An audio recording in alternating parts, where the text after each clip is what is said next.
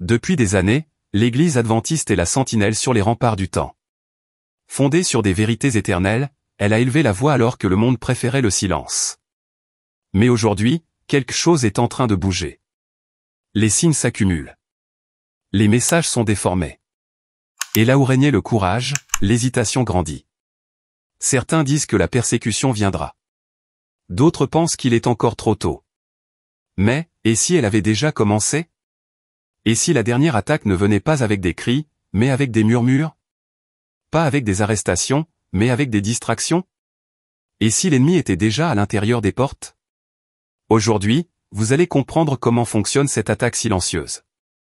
Vous allez découvrir pourquoi l'Église adventiste est la cible finale. Et pourquoi, à la fin, seuls les fidèles resteront debout. Ce n'est pas seulement un message. C'est un avertissement. C'est un appel. Et la ligne est déjà tracée, entre ceux qui veillent et ceux qui dorment. Depuis les temps bibliques, l'ennemi a toujours eu un objectif précis, faire taire les personnes qui restent fidèles au commandement de Dieu.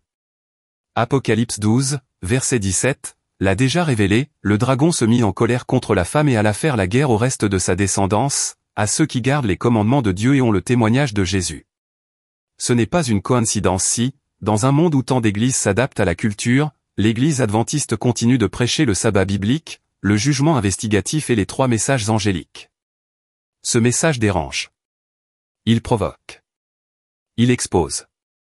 Et plus il se répand, plus la fureur de ceux qui veulent le détruire devient évidente. L'ennemi le sait, s'il parvient à faire taire cette voix, le monde sera privé du dernier avertissement divin avant la fin. L'attaque contre l'Église adventiste n'est pas générique. Elle n'est pas aléatoire. Elle est intentionnelle. Elle est stratégique. Et elle a été prophétisée. L'attaque qui se déroule actuellement ne ressemble pas aux persécutions du passé. Il n'y a pas d'arrestation massive. Il n'y a pas de bûcher. Il n'y a pas de soldats aux portes des églises. Elle est plus subtile, plus silencieuse, plus dangereuse. L'ennemi a appris que pour détruire la foi, il n'est pas nécessaire d'interdire les cultes. Il suffit d'affaiblir le message, de diluer la vérité jusqu'à ce qu'elle perde toute saveur. Il suffit de remplacer le courage par la peur, le zèle par la complaisance, l'obéissance par la commodité.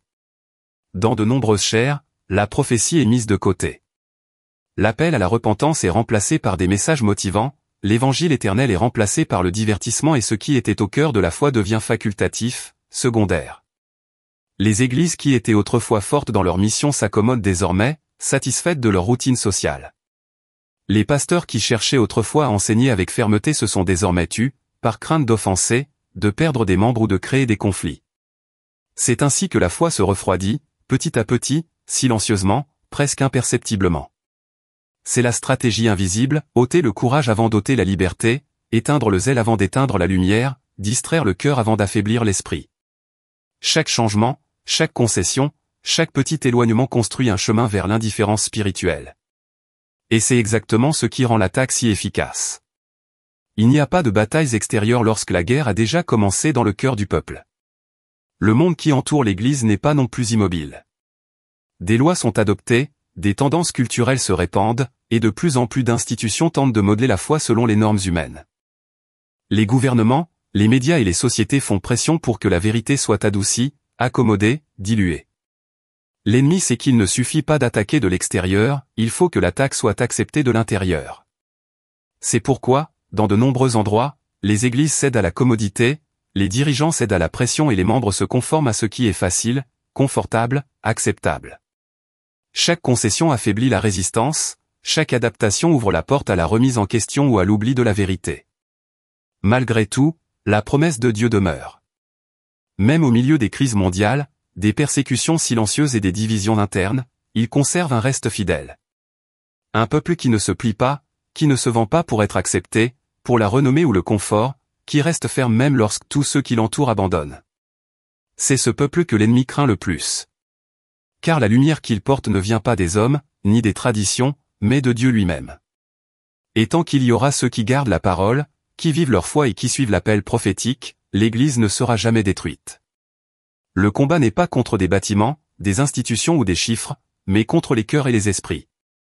C'est une guerre invisible, silencieuse et stratégique, menée dans les pensées, les décisions et la foi de ceux qui osent rester fidèles.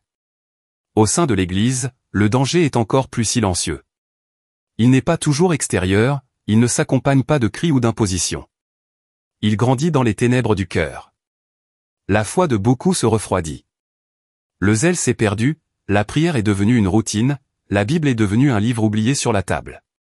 Beaucoup de membres croient qu'ils sont fermes, mais la réalité est différente. Ils confondent activité et engagement, présence et dévotion. La flamme intérieure s'éteint lentement, et chaque jour qui passe, l'indifférence se répand. L'amitié remplace la mission, le formalisme remplace la révérence, le confort remplace le courage. Et dans ce silence, l'apostasie s'installe, non pas comme un fracas, mais comme un murmure qui s'infiltre dans le cœur des fidèles. La tentation de suivre ce qui est facile, ce qui est socialement accepté ou ce qui évite les conflits, augmente. Et c'est précisément à ce moment-là que le reste fidèle devient visible. Ceux qui restent fermes ne sont pas ceux qui se soucient des chiffres ou des apparences, mais ceux qui obéissent à la parole de Dieu, qui considèrent la Bible comme l'autorité suprême et qui résistent, même lorsque tout s'écroule autour d'eux. Ce froid spirituel n'est pas seulement une épreuve, c'est un test. C'est la séparation entre ceux qui semblent seulement fidèles et ceux qui portent réellement la mission prophétique de l'Église jusqu'au bout. La séparation a déjà commencé. Ce n'est pas seulement une idée, ce n'est pas seulement une théorie. Elle se produit sous nos yeux. Certains dirigeants se complaisent, certains membres se laissent distraire, certains cœurs se refroidissent. Chaque concession, chaque hérésie tolérée, chaque vérité ignorée est une pierre dans ce processus de séparation. Mais ce n'est pas une erreur humaine sans signification. C'est un mouvement permis par Dieu. Il purifie son peuple. Il sépare le bon grain de l'ivraie, les fidèles des complaisants, les obéissants des conformistes. C'est la grande purification qui précède le renouveau.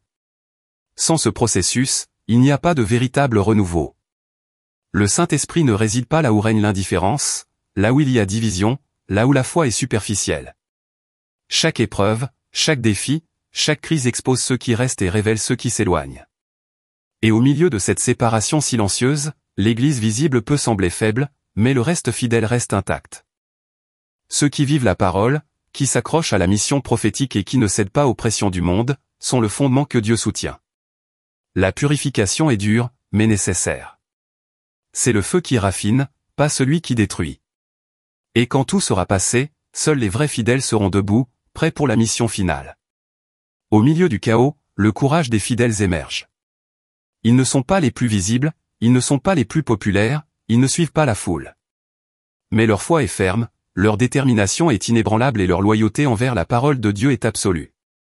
Alors que beaucoup cèdent à la commodité, ils restent fermes. Alors que le monde tente de modeler l'Église à son image, ils préservent la mission divine.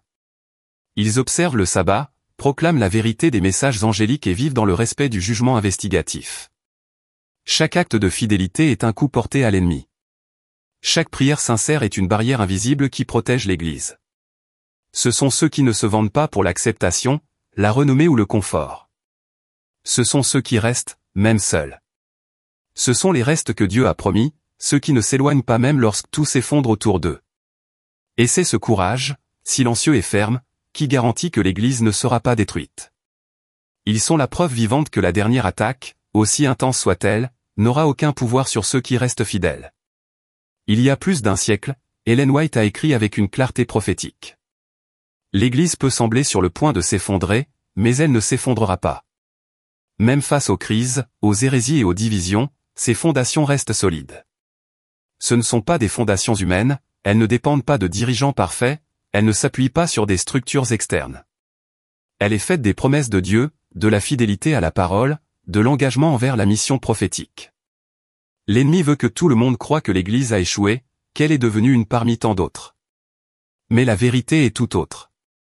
Dieu a toujours séparé le reste fidèle au milieu du chaos, ceux qui persévèrent même lorsque tout s'effondre autour d'eux. Il maintient en vie ceux qui gardent les commandements, qui suivent la foi de Jésus et qui ne cèdent pas aux pressions du monde. La promesse prophétique n'est pas seulement un réconfort, c'est une garantie, tant qu'il y aura ceux qui restent fidèles, l'Église ne sera pas détruite. Et c'est pourquoi, même au milieu de la dernière attaque, la lumière continue de briller à travers le reste. Maintenant, la question devient personnelle, et vous? Où vous situez-vous à ce moment décisif? L'Église est confrontée à des crises, le froid spirituel s'intensifie et la dernière attaque a déjà commencé. Il ne s'agit pas de chiffres, il ne s'agit pas d'apparence, il ne s'agit pas de tradition. Il s'agit d'obéissance, de foi et de fidélité à la parole de Dieu. Ceux qui restent fermes, qui ne cèdent pas à la pression du monde, qui gardent les commandements et maintiennent la foi en Jésus, sont ceux qui resteront debout quand tout autour d'eux s'écroulera. L'appel est clair, revenez à votre première dévotion, renforcez votre foi, vivez la mission prophétique. Il n'y a plus de temps pour l'indifférence ou le confort. Chaque décision, chaque choix, chaque acte de fidélité compte. C'est un appel individuel, car la foi ne peut être déléguée. Dieu sépare ceux qui se contentent d'observer de ceux qui vivent leur foi, testant les cœurs et révélant ceux qui sont vraiment fidèles. Le moment est venu. Qui restera ferme lorsque la dernière attaque frappera l'Église? Si ce message a touché votre cœur, laissez un like, abonnez-vous à la chaîne et activez la cloche pour ne pas manquer les prochaines vidéos. Commentez ci-dessous comment vous vous préparez à rester ferme, car votre opinion est importante et renforce les autres qui regardent. Si vous le pouvez, soutenez notre travail avec un super chat, cela nous aide à continuer à produire un contenu profond et spirituellement responsable. Et, bien sûr, laissez des suggestions dans les commentaires sur les sujets que vous aimeriez voir ici sur la chaîne. Le moment de rester ferme, c'est maintenant.